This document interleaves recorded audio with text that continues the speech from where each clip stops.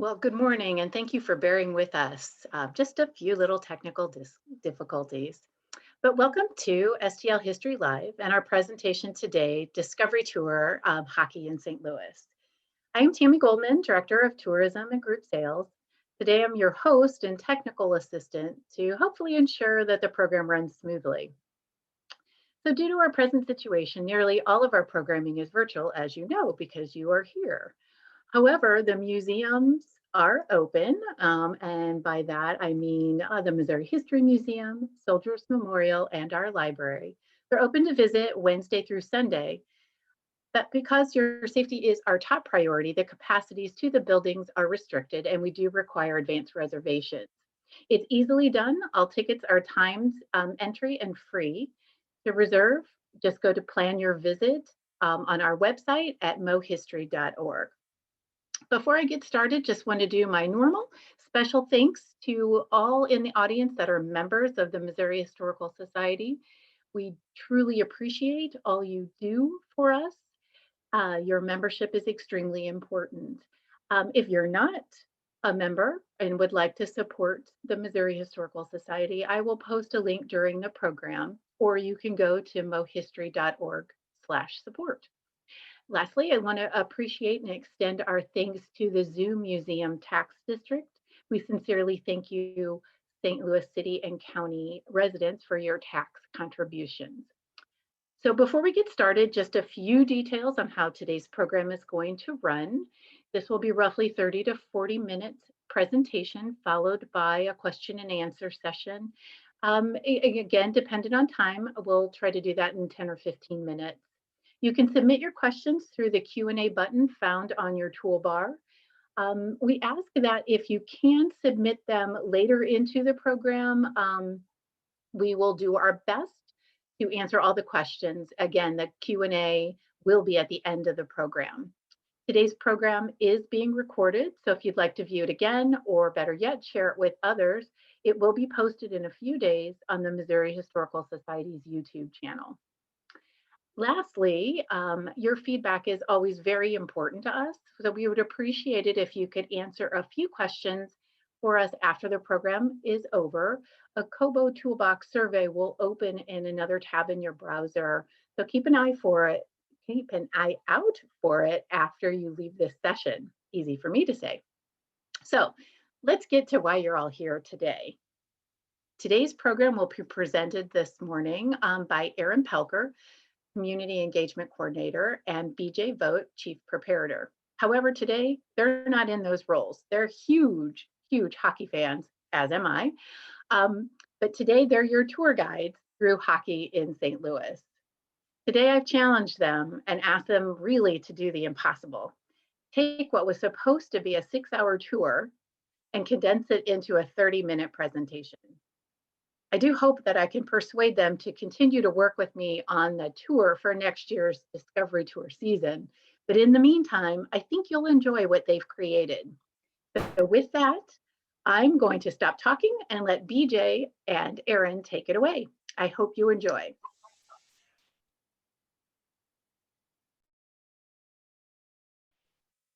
Hi, everyone. My name is BJ Vogt. As Tammy mentioned, I'm the Chief Preparator of the Missouri Historical Society.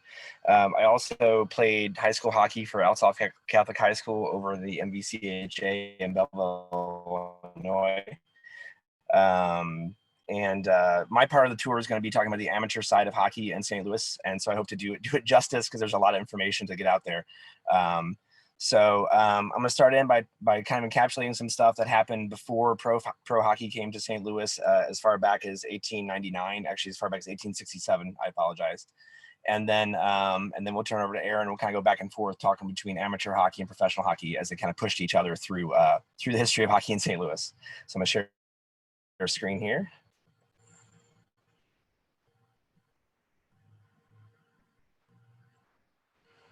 Okay, so as most of us know in the St. Louis area, at certain points in recent history and definitely in the past history, it got cold enough for ponds to freeze over. And so here's just a few examples of parks within the city, especially or outside the city, where it's frozen over in the past and where, folks like us have jumped on and played pond hockey. And so in some respects, that might have been the early beginnings of hockey in St. Louis.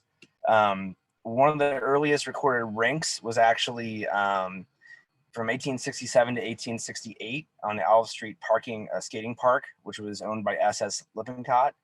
It was outdoors, so unfortunately it was seasonal and only lasted for 1 year. Unfortunately, it was also only for those who could afford to go there, and there was no hockey played, but it was an early kind of skating area in St. Louis to get folks started.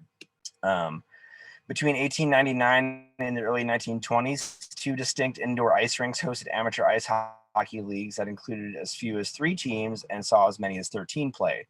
They were the Artificial Ice Palace and the Winter Garden, which I'll speak about that one in a little bit here. During this time period, St. Louis-based teams played in inter-city games versus teams from Ontario, Michigan, Minnesota, Ohio, and Illinois. There was a lull in amateur hockey city leagues between 1903 and 1909. However, during that time period, a team named the 1904s, which was for the World's Fair, Hockey Club continued to play inter-city games with some of the cities I mentioned or states I mentioned previously. Ice rinks and early amateur hockey leagues in St. Louis. And to that point, St. Louis was included in discussions concerning national, amateur, or professional leagues 4 times between 1904 and 1916. Unfortunately, most of the time, or all those times actually, the discussions failed and ended up excluding St. Louis primarily due to travel issues, because at the time we didn't have airplanes, didn't have fast cars or big buses or that sort of thing. So one exciting thing that I'll talk a little bit about more is that in 1920, we saw the first women's amateur ice hockey teams play, which were the Blue Sticks and the Red Clubs, and they played at the Winter Garden. So to begin with one of the first, actually the first large-scale indoor ice rink in St. Louis that featured ice hockey, on January 4th, 1899, the Artificial Ice Palace indoor rink, which was owned by Frank B. Manning, saw 4,000 attendees come for the opening night for skating only. It was located on Cook Avenue, just east of Grand Boulevard, less than 1 mile north of Slough. On January 19th, 1899, we saw the first recorded amateur game in St. Louis at the Artificial Ice Palace, which featured team of folks from Washington University versus an all-Canadians ice hockey team, which were aptly named because they were all from Canada but living in St. Louis. Between 1899 and 1903, the Ice Palace hosted 4 seasons of amateur ice hockey. Its first season saw 6 teams, which represented Washington University, St. Louis University, Manual Training School, St. Louis Hockey Club, and the All-Canadians, who were the season champions. In the second season, we saw 10 teams come in. Mostly the same teams had been there before, but we added some new teams, which made 2 leagues, which was an Interscholastic League and St. Louis Hockey Association. And this was in 1900 to 1901. In their third season, some of the highlights we saw were some of the same 10 teams, but the first intercity challenges. The first of which was from the Berlin Rangers from Berlin, now Kitchener, Ontario. The Rangers' primary purpose was to play 3 soccer games at Athletic Park against top area soccer teams. However, while they were in town, a hockey game was arranged against the Association Football Hockey Club. This team featured some of the area's best skaters who formed a nucleus of the future 1904 team. Unfortunately, the Berlin, now Kitchener, team won 3-2 on New Year's Eve of 1900. In the fourth season, which was 1902 to 1903, the Artificial Ice Palace added 3 new teams, 13 teams in total, including the 1904 World's Fair team, which were, of course, promoting the 1904 World's Fair coming the next year. The 1904s made up most of the area's standout players. In that same year, they traveled to Houghton, Michigan, to play the Portage Lake team. The 1904s unfortunately lost both games, the first one 13-0 and the second one 10-1. They were somewhat outmatched, though locally we thought they were the greatest thing ever. That same year, they also played teams from St. Paul, Minnesota, and Cleveland, Ohio. Those teams came into town, and during those matches, Cleveland beat the Ice Palace and AAA's teams, which were kind of home teams, 8-1 each. The 1904, however, team was better and beat them 4-1. They also played the St. Paul team and won 2 out of 3 matches. Unfortunately, so some of the auditorium teams, the Ice Palace was leased in 1903 to Charles Houghton, president of the West End Club, and he moved the club, the West End Club, from there, from the old Coliseum to there, which they hosted boxing for a little while instead of hockey. During this time, the 1904's team intercity hockey continued despite not having a home rink. They played 2 games against the Lake Portage team again in December 1903.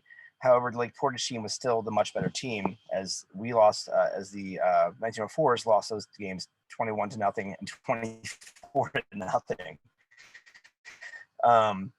In 1908, the old Ice Palace was purchased by John C. Myers to be swimming in summer and ice rink in the winter. It was renamed as the Auditorium, and here's some examples of the players and their jerseys at the Auditorium. Originally, an interscholastic league was formed of teams from Central High School, McKinley High School, Manual Training School, Smith Academy, Country Club, Racquet Club, and University Club. However, when it came time to play, only one squad of players that represented the Auditorium was left when it came time to play everyone.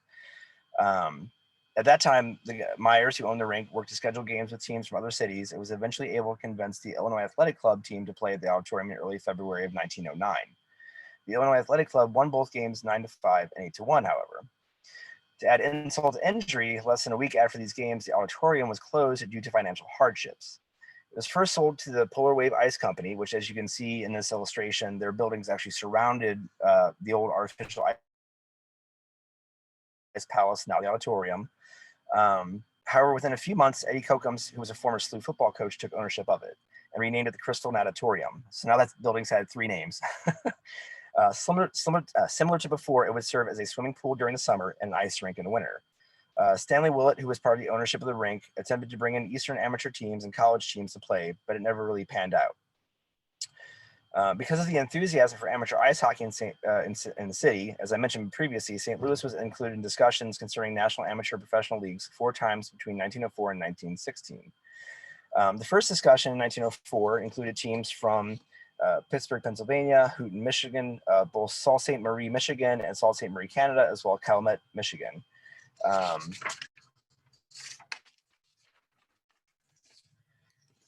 The league did come together and change its name eventually to the International Professional Ice Hockey League. However, after only 3 years of play, the league folded due to travel costs, and St. Louis was not included.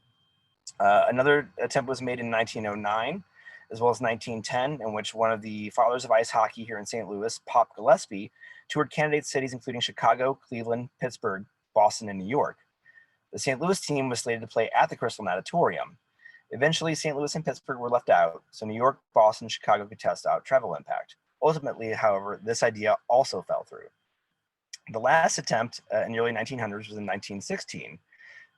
It was led by a gentleman from Pittsburgh and was slated to be called the American National Hockey League. Many of the cities that have been mentioned previously were considered to be included. However, Detroit was also included at this time. The National Hockey Association, the forerunner of the NHL, had existed for 7 years at this point in Canada, so of course we thought we should have our own national league as well. However, once again, this idea also tended to fail. The whole idea was that the travel costs at the time were just too difficult for teams to absorb, and so if it did happen, it kind of failed pretty quickly. In 1916, an ownership team that included Phil Ball, who is the current owner of the St. Louis Browns, formed the Winter Garden and Ice Company, opening the Winter Garden ice skating rink inside. It was located at DeBolivier Avenue in Kingsbury Place. It was originally the 1904 World's Fair Highlight building, which highlights a Spanish scoop/glove and ball sport. Unlike other rinks, this one would be used as a commercial ice making plant during the summer and as an ice rink during the winter. Early interest ended up creating only 2 teams, the Country Club and Racquet Club teams. And early games were rough and the players lacked polish because it had been some time since amateur hockey had kind of been played in St. Louis. Most players lacked experience, though some had played on Eastern College teams. As the league progressed, more players joined the league to comprise team names, the Missouri Athletic Club, the Columbia Athletic Club, the Triple A's, and the Gillespies, who were named after Pop Gillespie. Again, however, when it came time to play, only about 3 of these teams remained, and their names got kind of scrambled around. The Winter Garden did not originally have boards around the ice surface. However, by the first game of that session, boards had been installed on the south end of the rink. A few weeks into the season, Joe Forshaw, who was an early player, reorganized the Columbia Athletic Club team with familiar older players who included himself, Billy Dillon, Donald McKenzie, Rich Stalling, and Weber Mingus. 5 weeks into the schedule of the league, however, the league was canceled suddenly by rink management. They tried to organize another league in 1917 and 18, but never really panned out. In 1919, however, another league was formed comprised of only 2 teams. Both squads represented the St. Louis Country Club, with one team named the Rovers and the other named the Country Club. They played each other every week for 13 weeks, but went by different names and also switched up players at times. So it's kind of like stick and puck hockey or throwing sticks and playing at times. Names used include the Crescents and the Wanderers. Overall, however, the Rovers as a group proved to be the better hockey team. I think they ended up winning something like 4 out of 7 games. Interesting fact, which I mentioned previously, is that in 1920, the first women's ice hockey teams were formed at the Winter Garden. 2 of the teams were named the Red Sticks and the Blue Clubs and were formed from 15 players. It was noted that the women's teams wore less protection, as for instance, only one of the goalies had any kind of padding. And the games were played in 2 15-minute halves as opposed to the 3 20-minute periods that we're used to now. They played a total of 4 times, with the Red Sticks winning 3 out of 4 games. After this, the Winter Garden announced that there would be another season of both men and women's hockey. However, with teams from both leagues already practicing, the season failed to come to fruition. I just want to show this slide here because this is a picture of the actual of what's existing of the Winter Garden ice rink, which had been the highlight building originally. You can see some portions of the facade at the very top of the building that were from the 1904 World's Fair. But this part of this building does still exist. It is now an apartment building that's not very far actually from the Missouri History Museum. In 1926-27, Joe Forshaw organized the Silver Skates Ice Carnival, which was held at Grand Basin Forest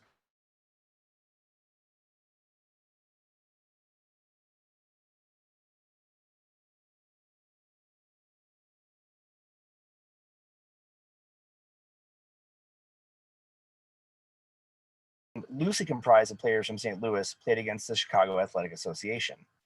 It was a big to-do, and actually they played in front of about 50,000 people who came to see the carnival. There were less than ideal conditions, and the makeshift rink / teams caused the game to end at the completion of the second period. Unfortunately, with the visiting Chicago team winning 3-1 in a shortened game. Some other interesting facts from that time period was that there was evidence of early roller hockey in St. Louis. In 1929, there was a men's roller hockey league at the old Palladium skating rink and music hall located at 3618 Enright Avenue near Grand Center, which the building still stands today, and the music history is something that's known more of nationally. Some facts about the league was that they used a wooden square instead of a puck that was 2.5 inches by 2.5 inches by 3/4 inch thick. They skated on traditional style roller skates with similar equipment and goals to regular ice hockey. In an article I found, teams included were the Red Caps, who were league champions in 1929, of which there's a photo featured here, and one of the players isolated to the right. The Blues, the Gladiators, the Sextets, the No Names, and the Webbers. I noted about the Red Caps is that they were the ushers / porters at Union Station, so their team name actually gave a nod to the hats they wore as their job designation.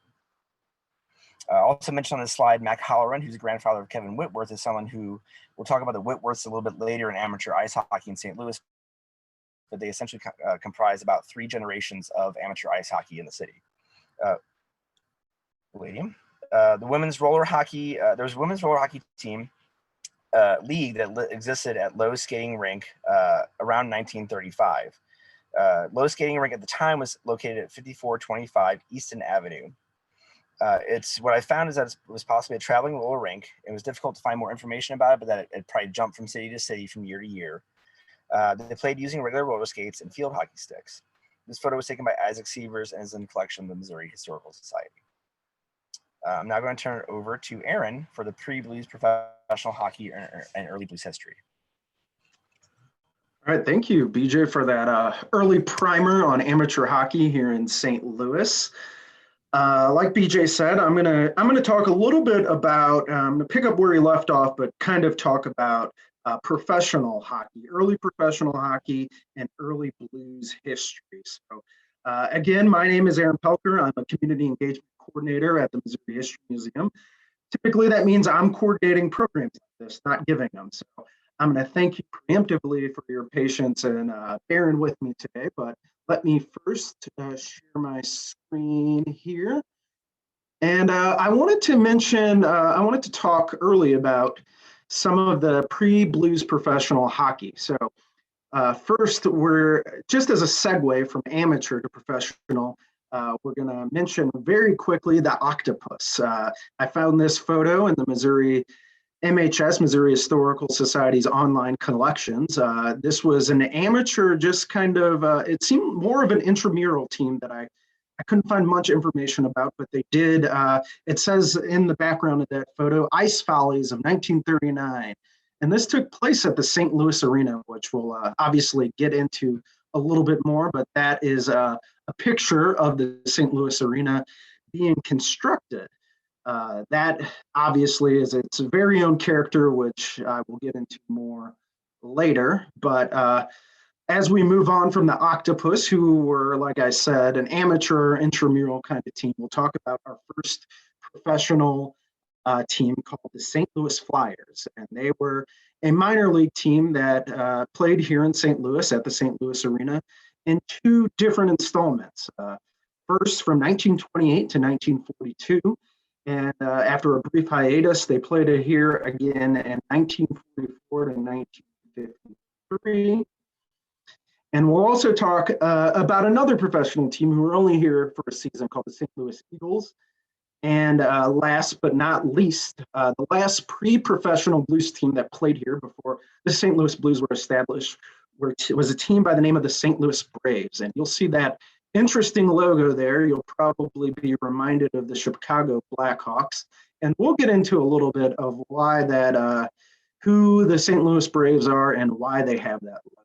But first, I want to talk about the St. Louis Flyers. As mentioned previously, they were here 1928 to 1942, and again from 1944 to 1953. They did play at the St. Louis Arena on Oakland Avenue, and they overlapped for a year from when the St. Louis Eagles were here.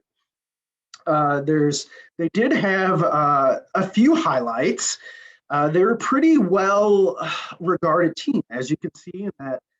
Just some of the images here on the PowerPoint in the top left, that is an early St. Louis Flyers team photo there at the St. Louis Arena.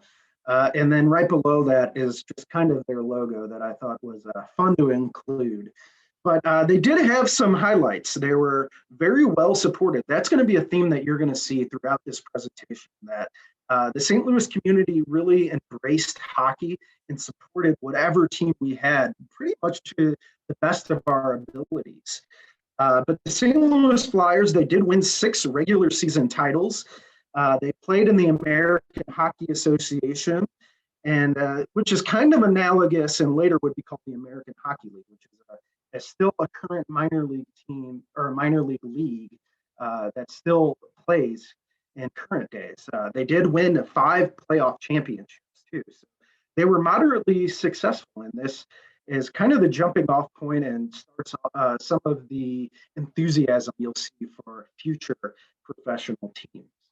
So next slide, I do want to talk about the St. Louis Eagles because this is a very interesting team. They were only here for 1 year.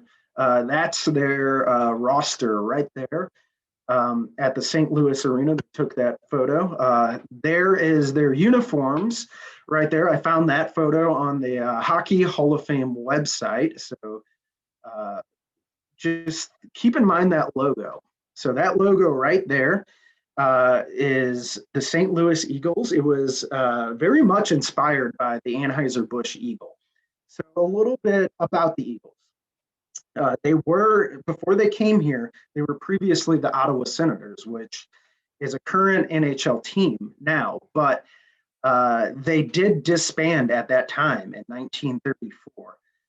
They were kind of undone by a small market in Ottawa, and they had a lack of funds. They actually had to sell off most of their top players before they moved to St. Louis in 1934. And what I want to really get across to you is that this was a professional NHL team. So a lot of people think the Blues were our first NHL team, but not so fast. The St. Louis Eagles participated in 1 full NHL team or NHL season here in St. Louis. They weren't very good, unfortunately. They finished last place, but they were in a division that featured all Canadian teams. So when they moved to St. Louis, they still played in the same division that the Ottawa Senators played in. So obviously at that time, travel wasn't as convenient or comfortable as it is now. So a lot of folks think that their 1 season here, why they played so poorly, is because of the travel schedule, playing multiple teams in Canada, and just kind of that back and forth from St. Louis to Canada was really harsh on the team itself, considering all the other division was made up of North American teams. So that was problematic. And unfortunately, like I said, they finished last and they did fold after one season. They were a money loser and they were bought out and disbanded by the NHL after that 1 year. But as I mentioned previously, we still did have the Flyers playing as a minor league team here in the 1940s and 50s. But next, I do want to mention the St. Louis Braves. So this is a very interesting story. They were a minor league team here, and they were the last pre-Blues professional team to play here in St. Louis. They played at the St. Louis Arena, just like the Eagles and Flyers did before them. And they were a minor league affiliate of the Chicago Blackhawks. So our hated rivals to the north, we actually have an interesting kind of linked history with them through the St. Louis Braves. So you're thinking, why was a Chicago Blackhawks minor league team here in St. Louis? Well, they were originally from Syracuse, New York. They moved to St. Louis. They participated in the Central Hockey League. And some of the various reasons why they wanted to come to St. Louis was because Arthur Wirtz, he was the original owner of the Chicago Blackhawks and the St. Louis Braves. He actually owned the St. Louis Arena. So he was the owner of that arena, and he wanted to bring a team because at that point, the St. Louis Flyers had disbanded in 1953, so no one was playing there. It was an open venue. So he wanted to bring them a hockey team to St. Louis. And he had actually been impressed with some of the crowds that he had seen from various hockey games that were played in St. Louis. He actually brought his Chicago Blackhawks here to St. Louis to play several exhibitions at the St. Louis Arena. And in fact, he brought, and not only an exhibition, he brought the Blackhawks to St. Louis to play a regular season game on November 23rd, 1954, against the Montreal Canadiens. You can see that's a really neat picture, and you'll see there, you'll notice another St. Louis legend there, Stan Musial, who we'll actually talk about a little bit later, was at that game, and they brought him to center ice and kind of gave him a commemorative sweater there to note that professional game being played in St. Louis. And that game did feature some good players on both sides. I'll quickly mention one for the Blackhawks, Maurice Rocket Richard. He scored a goal in that game. He's kind of a legendary figure in the NHL. He's a Hall of Famer and actually has a current NHL award named after him. So pretty neat history here. But in terms of support, they were very well supported, the Braves. They actually drew about 3,000 fans a night, which impressed not only Arthur Wirtz, but other NHL owners. And I think that that kind of level of support planted a seed in the NHL ownership groups that maybe St. Louis could potentially be home to a future NFL franchise. But unfortunately, the Braves were never very successful here in St. Louis. They did make the playoffs 2 out of 4 seasons they were here, but they never won a series. But they did feature some famous names that you may recognize, or some names that are important to hockey history itself. Dave Dryden was actually a goalie for the St. Louis Braves. He kind of modernized, his claim to fame is that he modernized goalie masks. So before him, goalies either didn't wear masks or wear very primitive looking kind of goalie masks, but he popularized the fiberglass plus cage combination that, NHL goalies still use that as their template today. So that's kind of a neat little anecdote. And also Dennis Hull, a name that you will certainly recognize. He was the brother of Bobby Hull, and who was the father of Brett Hull. So Brett Hull's uncle actually played for an early St. Louis Braves franchise here, which is I thought was interesting. But after the Braves disbanded, that's when the St. Louis Blues came into being. So in 1967, you'll see here on this slide, they're obviously still presently active. They've only known really 2 venues as their home ice, which is the St. Louis Arena, which we'll get into a little bit later, and the Enterprise Center, which is where they currently play. Just some highlights that you'll see there. For the first 3 years of their playing here in St. Louis, they actually made it to the Stanley Cup Finals. So 2019 wasn't the first time we played in the finals, but those first 3 years, the playoffs were divided a little bit differently. So the original 6 NHL teams who had been playing in the NHL since inception played on one side of the playoff bracket, while the Blues and the other expansion teams that I'll mention here in a moment that joined the league in '67 played on the other side of the playoff bracket. So the Blues were playing against other, newly formed franchises in those playoffs that they won 3 straight years and were able to go to the finals, but obviously lost all 3 of those NHL finals. But in our history, we'll talk about all of this stuff a little bit later. Their President's Trophy winning team, the Winter Classic, and the All-Star game that was here in 2020. So on the next slide, we'll get into a little bit about how the Blues were established in 1967. So there on the screen, you'll see on the very left, you'll see the father-son duo. They were the original owners of the Blues, Sidney Solomon Jr. and Sid Solomon III. A little bit about them.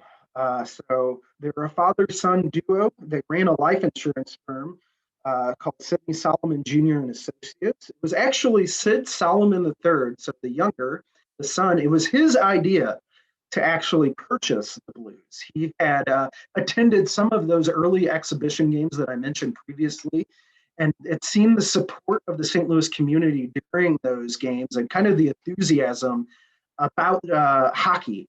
And he really thought that it was a kind of a great idea to purchase the Blues. So in 1967, the NHL did add 6 more teams to kind of bolster the original 6 teams in the league.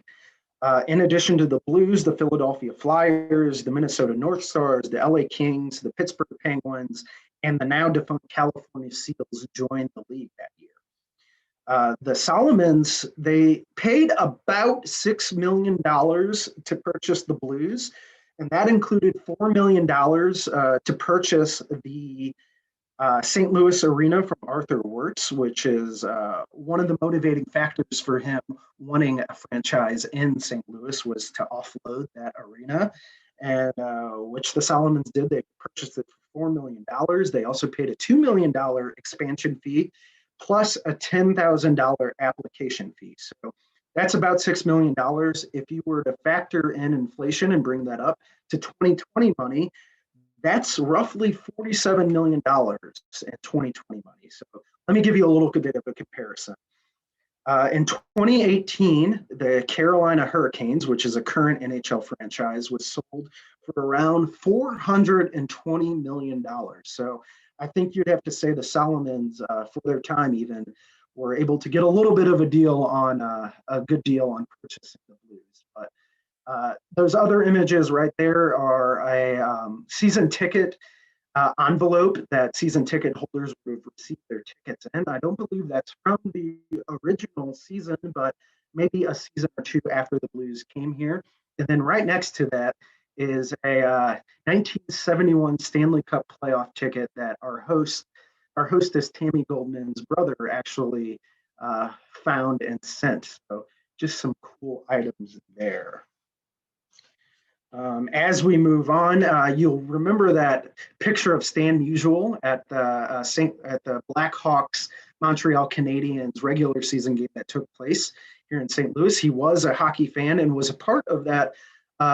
He was an original investor. He's part of the investor group that was behind the Solomons who purchased the Blues. Interesting little anecdote. Not only was Stan Musial a baseball hero, but he was also somewhat influential in bringing the Blues here to St. Louis. And just before we move on, Sid Solomon, the senior, so Sid Solomon Jr., the father, he was an interesting little anecdote I found about him. He was actually a chairman of JFK's 1960 presidential campaign. So not only was he involved in the insurance industry, but he was involved in politics in addition to owning the Blues. And the Blues did play their first game against Minnesota North Stars on October 11th, 1967, which ended in a 2-2 slide.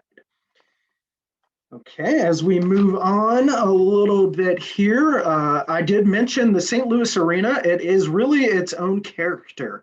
I was never old enough to attend a game there, but I've heard from family and friends just it was thick with atmosphere, and it really was its own character. But I did want to point out on the left-hand side that satellite image of where the St. Louis Arena sat on Oakland Avenue, just a little bit down the street from the Science Center. It's nowadays it's really a commercial development with office spaces and restaurants and that kind of stuff.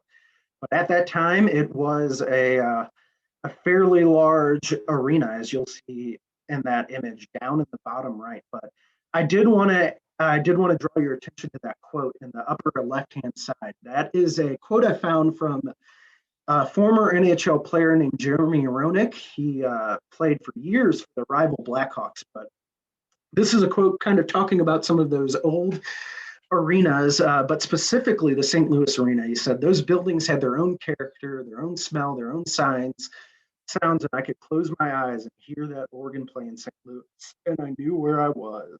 So very much its own character. And at the bottom right hand, you'll see a very early image of the exterior of the St. Louis Arena.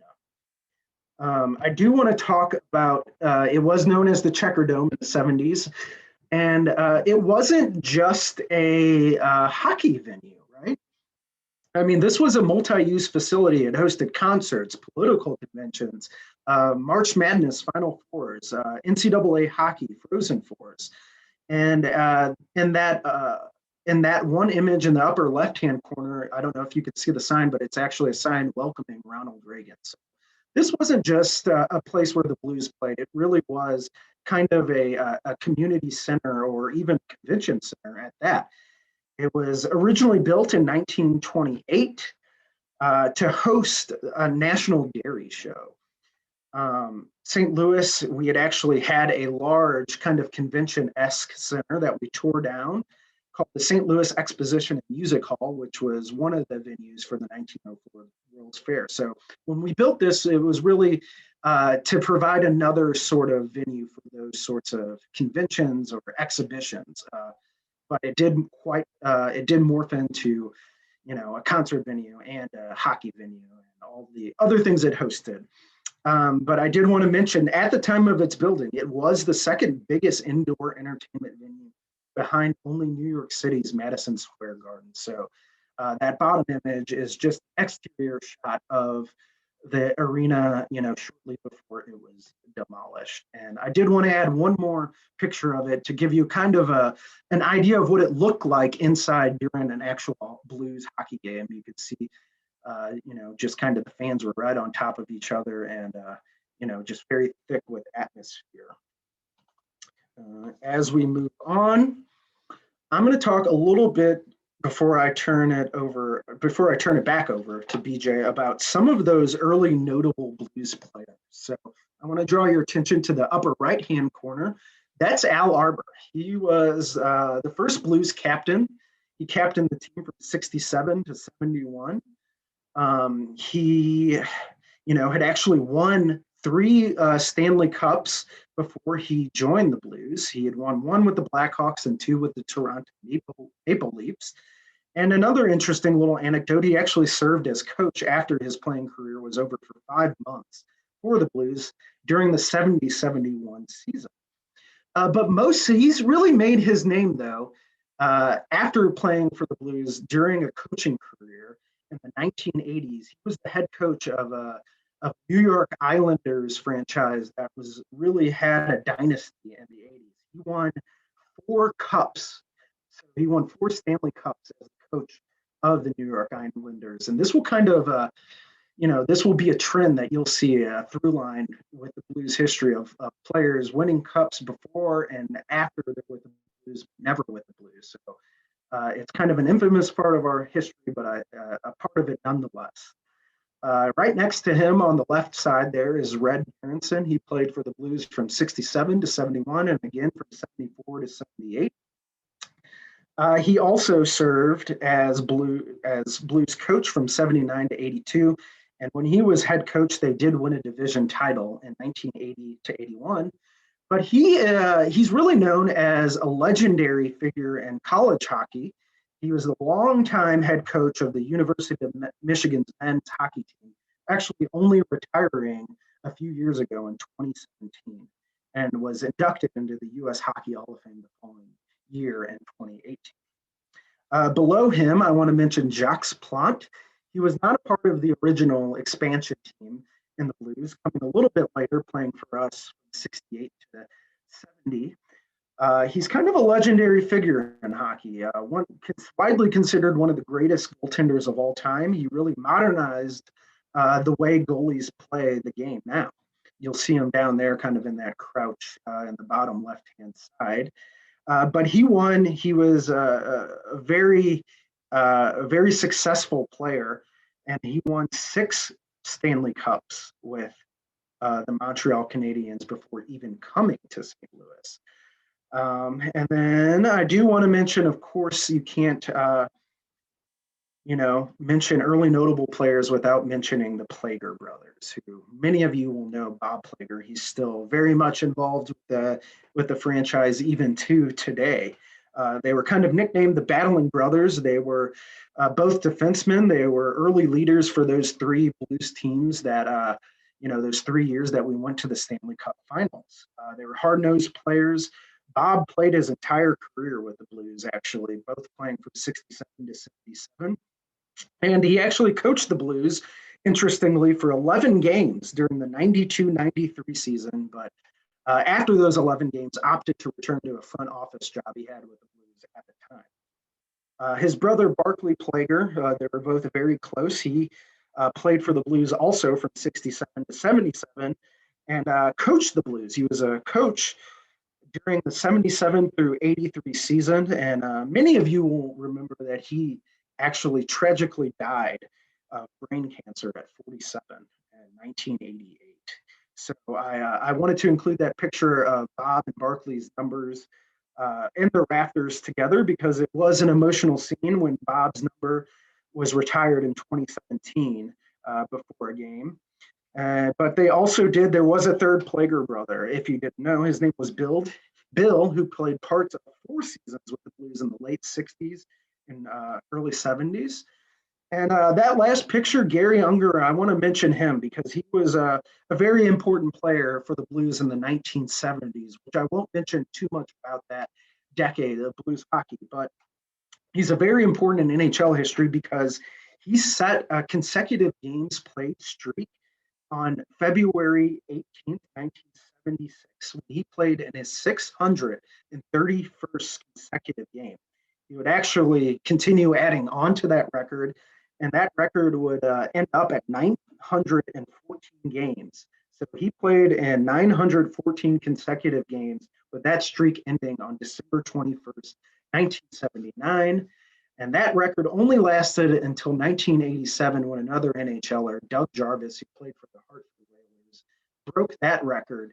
And his record still stands at 964 games played. So that's still a current NHL record. But at this point, I am going to stop sharing my screen and turn it back over to BJ for a little bit more on some more amateur hockey. So stop sharing. BJ, turn it back over to you. Thanks, Aaron. That was great. So one thing we found is that amateur hockey in the 1960s, I'm talking about amateur hockey from the 1960s to the 1980s in St. Louis.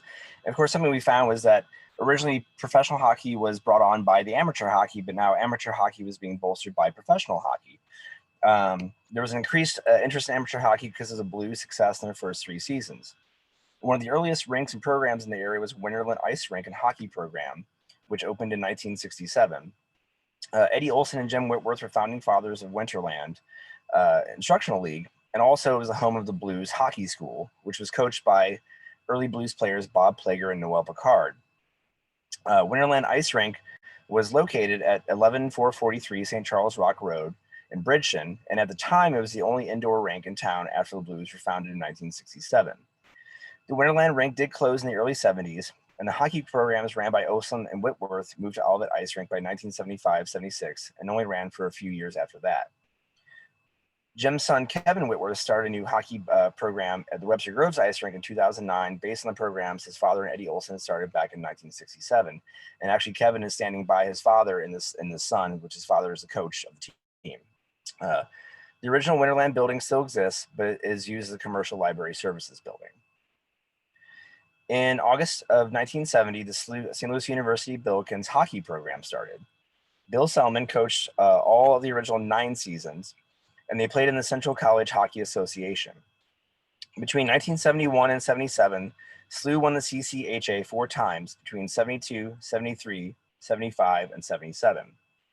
St. Louis University had an arrangement at the time with the owners of the arena to play there up until Ralston Purina bought it, named it the Checker Dome, and changed the deal. But at the time when they were able to play at the arena, it was a huge draw for college teams coming since it was one of the biggest arenas that a college team was playing at the time. At that time, the cost was too much for the university, so in 1979, SLU chose to fund basketball over ice hockey, and the program folded. During that time period, however, 3 top SLU players were drafted into the NHL. They included defenseman Mario Faubert, goaltender Lindsey Middlebrook, and center Mike Krushelnyski. In 1996, SLU started its program again, joining the American Collegiate Hockey Association, Division II. Between 1997 and today, SLU has remained in the ACHA and has moved through different parts of the association up to be a member of Division II of the Mid-America Collegiate Hockey Association. They've been successful throughout this time period, including multiple championship appearances and titles. In 1971, the Mid-States Hockey Club Association was created and was originally called the Area High School Hockey League, which consisted primarily of high school club hockey teams from the St. Louis metro region, including at times teams from across the Mississippi and Illinois. I chose this image for the Mid-States Club Hockey Association because both of these players, it's a pretty famous image, especially if you followed hockey, at least starting last year, but of Ben Bishop, who had played for Chaminade College Preparatory School, and Pat Maroon from Oakville High School, playing, so the Blues beat the Stars and went to the conference finals, and actually Patty Maroon was the one who put in the double OT winner against Ben Bishop. I was at that game and I had lost my voice for like a week. It was an amazing thing. So I want to show that photo because it also kind of leads into how amateur players from this area have now catapulted in becoming NHL players, starting from just after this time period now through today. Getting back to the MSCHA, Union Electric helped with seed funding for the nonprofit that regulates the league. The MSCHA gained recognition from the Missouri State High School Activities Association for ice hockey as a school sport. However, it is still self-funded as a club sport. The original 8 teams that joined the league in 1971 were CBC, Christian Brothers College, Chaminade, DeSmet, Limburg, St. Louis University High School, St. Thomas Aquinas, Vianney, and Whitfield. Games were held at municipal ice rinks throughout the St. Louis metro region. In the 1970s, the league began rapid growth up to 28 teams. During the mid-1970s, the league grew to as many as 32 varsity teams. A junior varsity division was also established during that time and has expanded to a high of 47 clubs, with currently 37 members, all with varsity teams, 13 with JV teams, as well as a developmental division consisting of 34 teams. At the conclusion of the regular season, the teams ranked in the top 12 play a round-robin format playoff, leading up to the Challenge Cup championship game. The next 16 ranked teams play a similar round-robin format playoff for the Wickenheiser Memorial Cup, and the remaining teams play in a traditional playoff-style format for the Founders Cup. These games are all held currently at Enterprise Center. Another team that was created around that time period was the St. Louis Junior Blues, who were formed in 1978 as the St. Louis Metro Junior B Hockey League. The St. Louis Blues president and general manager, Emile Francis, helped form the team. In 1987, the Junior Blues merged with the African Americans organization and competed in the North American Junior Hockey League, Junior B Division. The Junior Blues competed in Junior B Division of USA Hockey's Tier 3 level. And during this time, they won the Junior B National Championships in 04, 05, 06, and 07. In 07, the Junior Blues and their league, the Central States Hockey League, were promoted to Junior A status. And in 2010, the Junior Blues won the Tier 3 Junior A National Championship. Some notable alumni from the St. Louis Blues include Chris Butler, Paul Stastny, Jan Stastny, Joe Vitale, Cal Heater. In 1985, what is now the Missouri Amateur Ice Hockey Association was formed. It's a non-for-profit corporation and is affiliated with USA Hockey and is a division of Missouri Hockey Incorporated. Teams are comprised of youth players ranging from 6 years old and under up to 18 years old. The organization membership is made up of Tier 1 and Tier 2 youth hockey organizations in the greater St. Louis area with a minimum of 100 individual registered players. These organizations include the African Americans, the Chesterfield Falcons, the Decatur Flames, the Kansas City Mavs, the Kirkwood Youth Hockey, Merrimack Sharks, Mid-Missouri Tigers, Northwest Arkansas Hockey, Southern Illinois Ice Hawks, Springfield Illinois Kings, and Springfield Missouri Spirit, as well as the St. Louis Lady Cyclones, the St. Louis Rockets, St. Peter's Spirit, and Twin Bridges Lightning. So throughout this area, including Northwest Arkansas as well as Kansas City, have teams that compete basically in association together. These games are also played at ice rinks throughout the represented communities in Arkansas, Illinois, and Missouri. I'm going to back up to this slide, the Blue Note Cup history. So each year, the Missouri Hockey Youth Division hosts a season-ending championship tournament for all teams participating in Youth Division travel General Hockey League. Central State teams are not eligible. The tournament team is held at the end of the season over a 2-week period at the end of February through early March. In the past, this tournament has been called the State Championship Tournament, or the SCT. In 2017, Missouri Youth Hockey Division and the St. Louis Blues teamed up to take the tournament to another level, so the Blues participating in local youth hockey. The event is now called the Blue Note Cup, which is Missouri's Youth Hockey Championships. Established in 1986, the St. Louis AAA Blues is a nonprofit organization and one of the premier Tier 1 AAA youth hockey organizations in the United States. It's the only program in Missouri to offer a full complement of Tier 1 AAA hockey teams for both boys and girls at all age groups. In the past 5 years, 11 AAA Blues alumni have been selected in the NHL draft, 6 in the first round, 2 in the second round, 2 in the third round, and 1 in the fifth round. They currently play at the Centene Community Ice Center. Notable alumni include Ben Bishop, Chris Butler, who also came through the program, Cam Jansen, Ryan McInnes, Pat Maroon, Mike McKenna, Paul and Jan Stastny, Brady and Matthew Kachuk, Joe Vitale, and Chris Weidman. So at this time, I'd like to turn it back over to Aaron to talk a little bit more about Blues history from this time period, and then I'll come back to talk about amateur hockey starting in the 90s.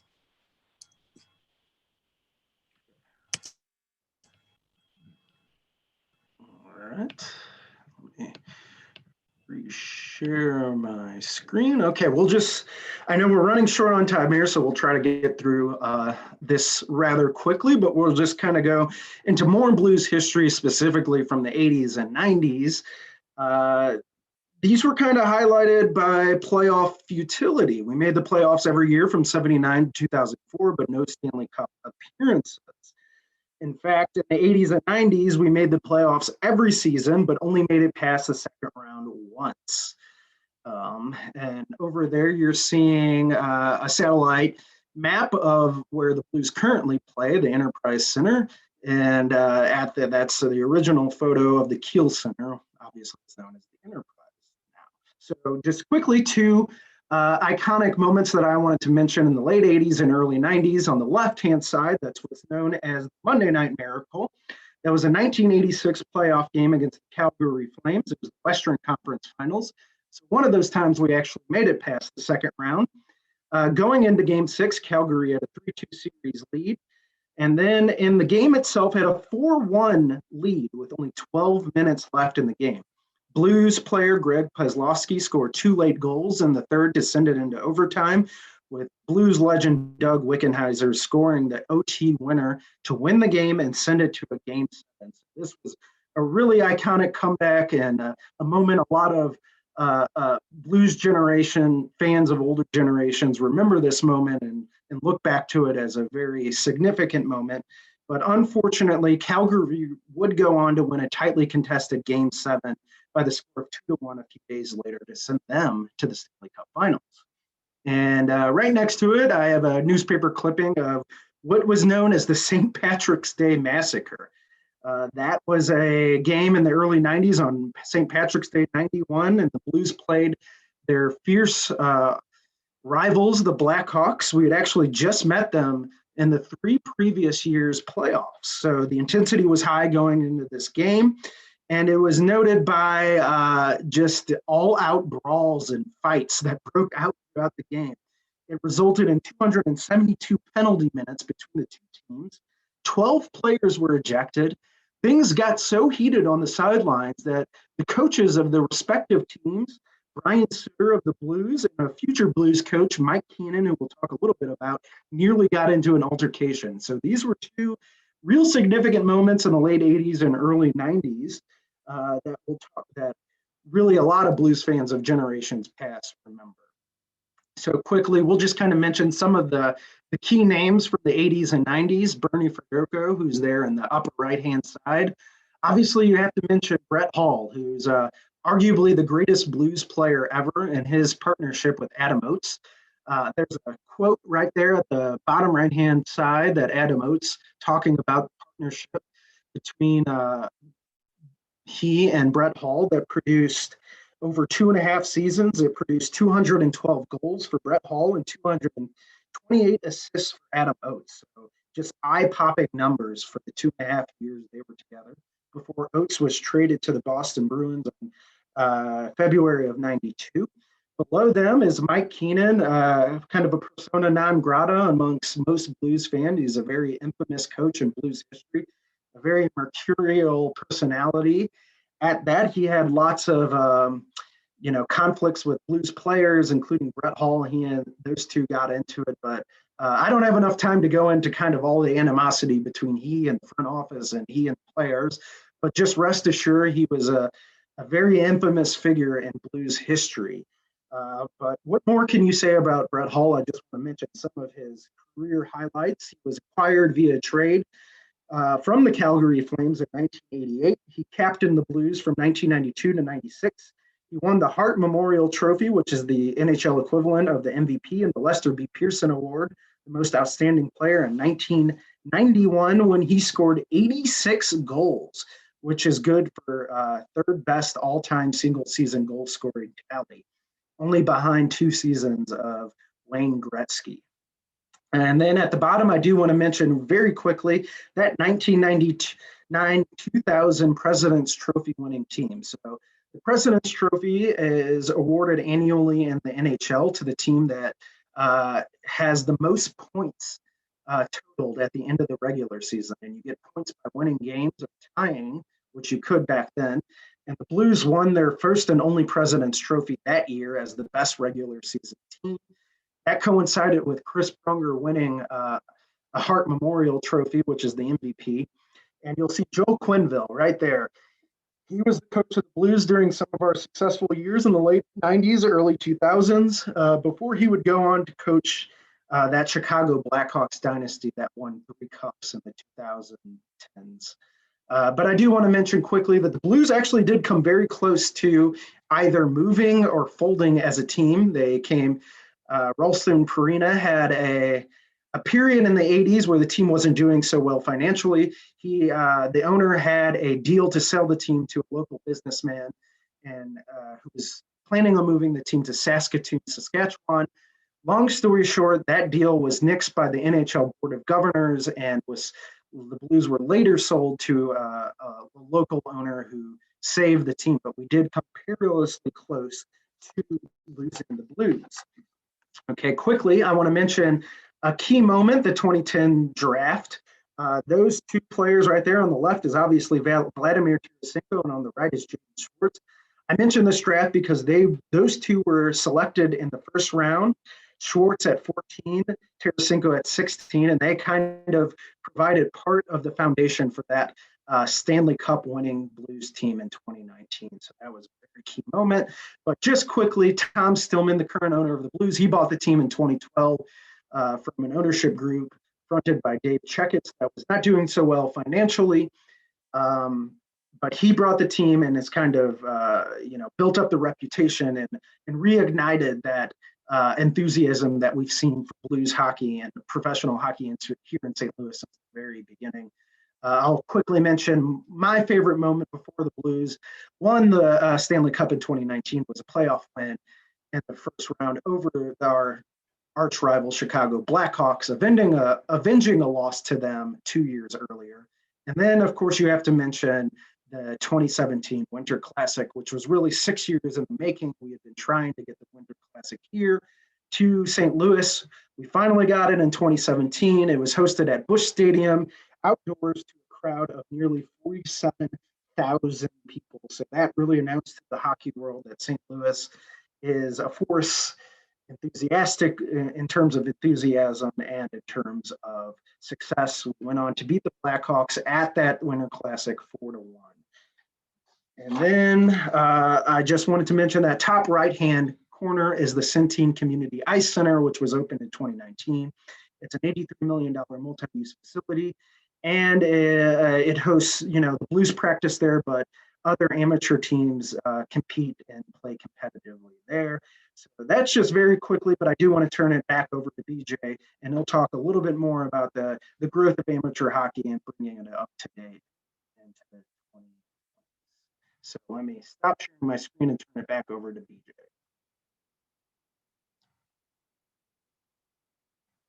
All right, BJ, if you're good to turn, if you are, there you go, if you want to finish it out.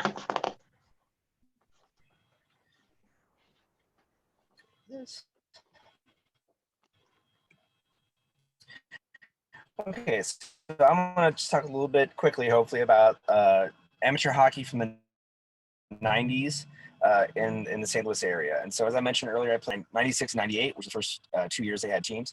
They were a member of the Mississippi Valley Club. It was founded in 95.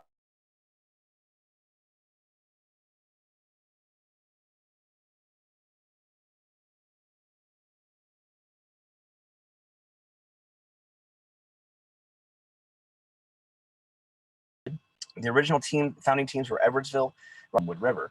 The league began expanding 14 teams to a league high of 23 teams. The number of teams has fluctuated since then, but currently it includes 13 clubs of varsity and JV squads. Games are held at rinks in Afton, Missouri, East Alton, Illinois, and Grant City, Illinois, and O'Fallon, Illinois, which is a newer ice rink. The teams play in tournament-style playoff at the end of each season for the MVCHA championship. And beginning in 2013, players from the MVCHA have been able to participate in the America's Showcase Tournament, which provides visibility to players from the Midwest for scouting opportunities from high-level hockey programs at the prep, junior, college, as well as other levels beyond. Additional opportunities to play amateur hockey in the St. Louis region starting in the 90s included an expanded women's hockey league, which includes the Afton Lady Liberty, the St. Louis Lady Cyclones, the Chesterfield Lady Falcons, the St. Louis Edge, St. Louis Frenzy, St. Louis Ice Queens, St. Louis Lions, St. Louis Wild, and they all play somewhat within St. Louis Women's Hockey League.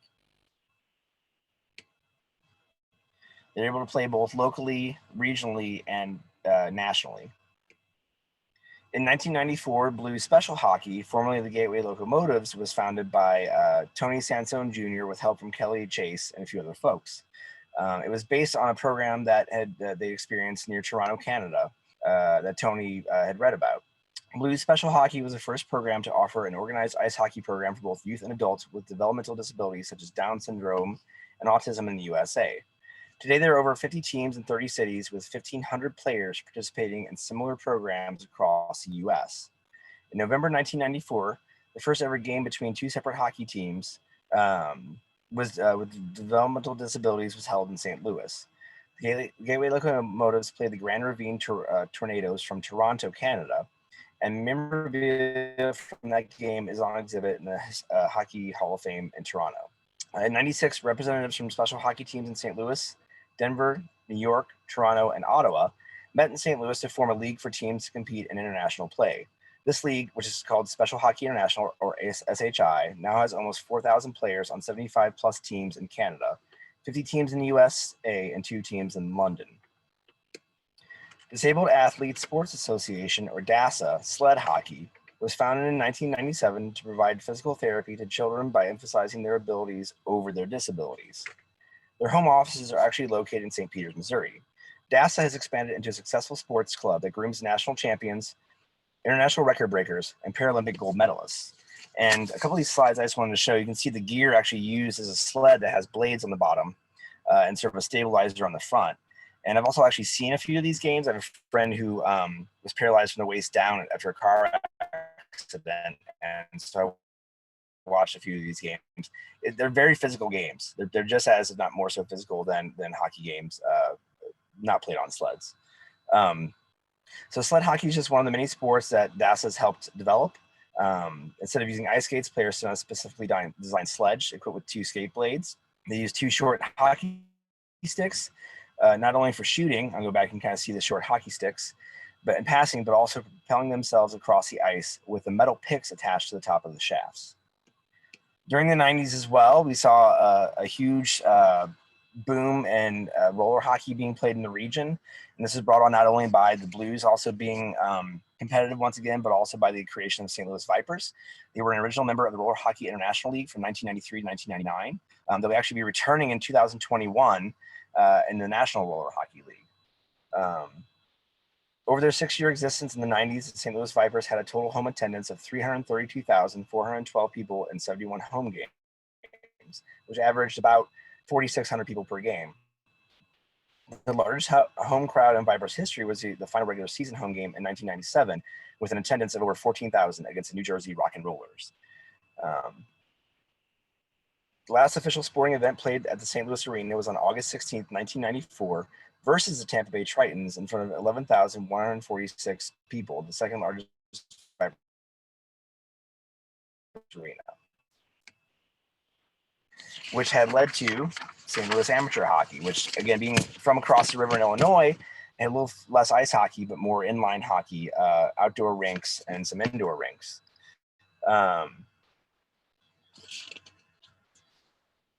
So many of the local high schools field teams in the Missouri Inline Hockey Association, which kind of got their start at some of these local smaller outdoor and indoor rinks. Indoor and outdoor rinks throughout the region include All-American Inline Hockey, Midwest Sports Hockey in Baldwin, Missouri, the now defunct Oak Hill Roller Hockey League, which is over in Belleville, and on occasion at the St. Louis Stadium. Some outdoor rinks in St. Louis City include Wilmore Park, Lindenwood Park, and Tillis Park, among many, many others. There's also Memorial Park in Brentwood, Missouri. There's one in Maplewood, Missouri, St. Anne, Collinsville, Illinois, and the one I grew up skating at, which is in Melprice Park in Swansea, Illinois.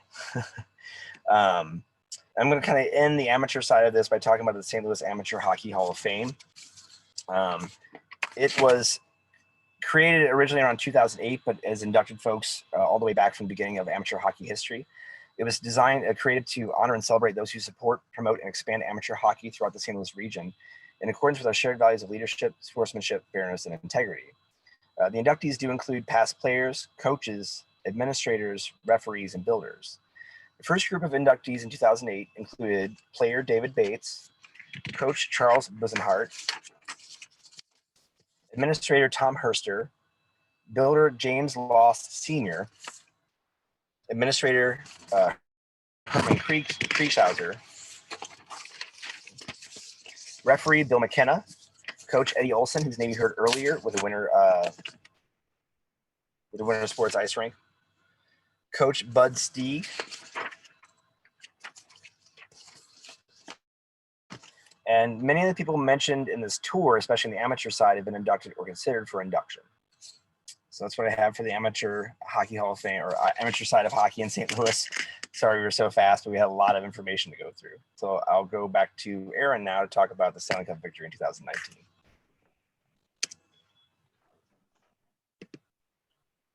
All right, thank you. All right, let me just share my screen. And I know we're running over time here, so I'll try to go somewhat quickly through this, but just to round it out and finish off the presentation, obviously we can't end it without talking about the Stanley Cup victory in 2019 and some of the aftermath. So there's Alex Pietrangelo, our recently departed captain who just signed a new contract with the Las Vegas Golden Knights, but he is the first Blues captain to ever lift the Stanley Cup right there. And right next to it is the banner, the Stanley Cup champions banner that is in the rafters at the Enterprise Center. So the Blues won Game 7 of the Stanley Cup Finals on June 12th, 2019, with goals from Ryan O'Reilly, Alex Pietrangelo, Zach Stanford, and Brandon Shen. But they had quite the road to get there. They defeated division rival Winnipeg Jets in 6 games, another division rival, which you saw a photo of that BJ had in his presentation, the Dallas Stars in 7 games, where Pat Maroon scored the game winner.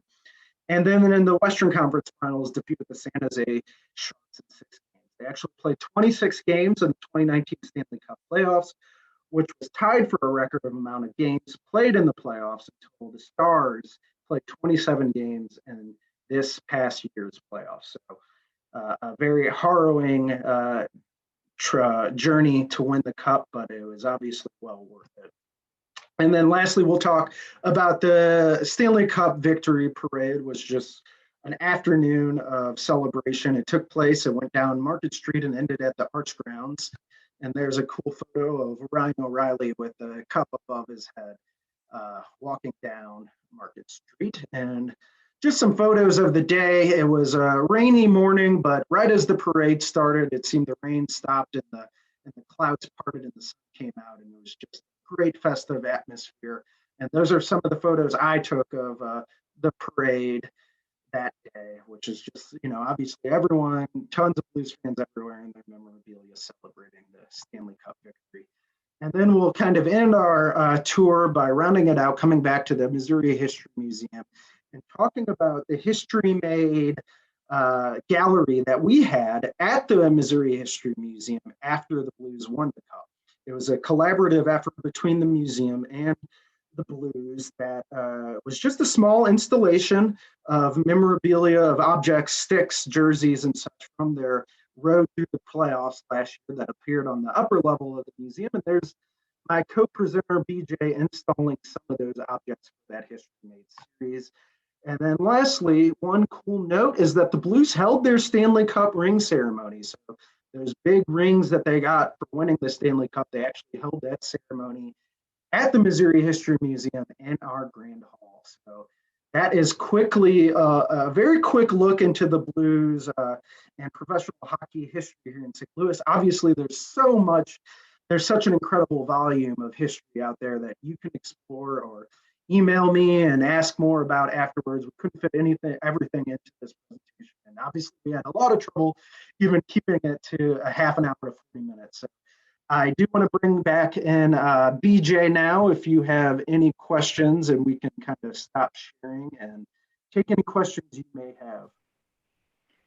Well, I will just add, thank you, first of all, to Aaron and BJ. I believe that we have true hockey fans that were on this program when we went to triple overtime, because we did stretch our 30 to 40 minutes to a little over an hour, but that's what we do. I do want to thank everybody for persevering. I mean, like I said, they're true hockey fans because they hung on to the last minute because there's so much to talk about. We have a rich history in hockey in St. Louis. It doesn't look like we have any questions yet. Is there anything that you guys want to add? I'll just say there's a lot of literature out there about Blues hockey history. You can find a lot of it at the Missouri History Museum's gift shop, or shop at MHM.